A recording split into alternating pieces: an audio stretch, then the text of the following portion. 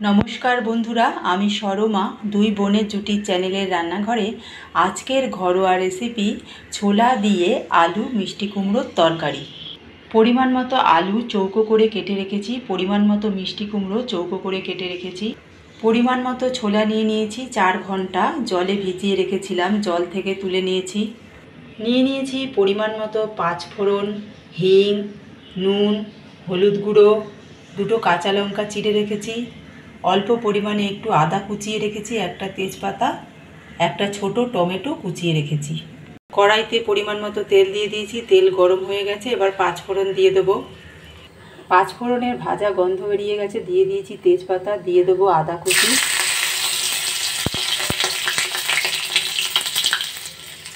হিং দিয়ে দিলাম। এবার কেটে রাখা আলুগুলো দিয়ে দেবো। গ্যাসের ফ্লেমটা বাড়িয়ে আলুগুলো 1 মিনিট নাড়াচাড়া করে নেব।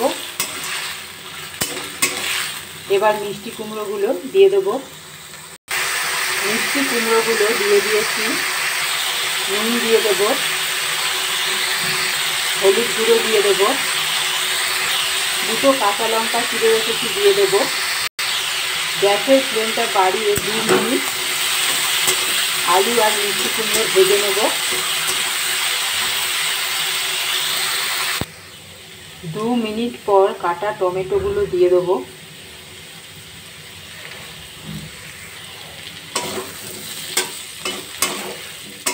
কাটা টমেটোগুলো দিয়ে গ্যাসের ফ্লেমটা কমিয়ে নাড়াচাড়া করব।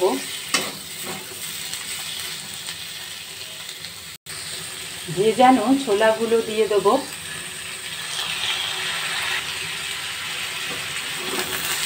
এক মিনিট গ্যাসের ফ্লেমটা কমিয়ে 1 মিনিট নাড়াচাড়া করব।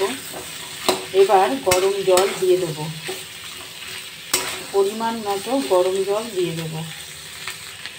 রুটি, পরোটা, লুচির সাথে এই তরকারিটা খুবই ভালো লাগে খেতে। বন্ধুরা, তোমরা অবশ্যই এই রেসিপিটা বাড়িতে ট্রাই করবে।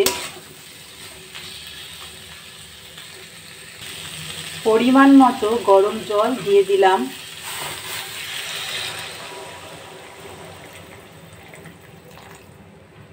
ছোট বাটির 2 বাটি গরম জল দিয়ে দিলাম।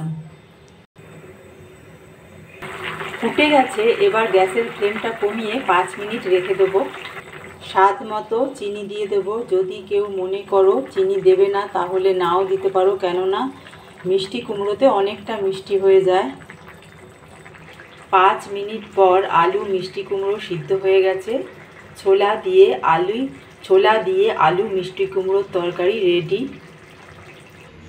ছোলা দিয়ে আলু মিষ্টি কুমড়োর তরকারি রেডি। বন্ধুরা, তোমাদের যদি ভালো লেগে থাকে তাহলে আমাদের চ্যানেলটিকে সাবস্ক্রাইব করে দেবে, লাইক করে দেবে, শেয়ার করে দেবে। অবশ্যই তোমরা ভালো থাকবে। আবার কোনো একদিন এরকম কোনো ঘরোয়া রেসিপি নিয়ে উপস্থিত হব তোমাদের সামনে। ততক্ষণ পর্যন্ত টাটা বন্ধুরা, ভালো থেকো।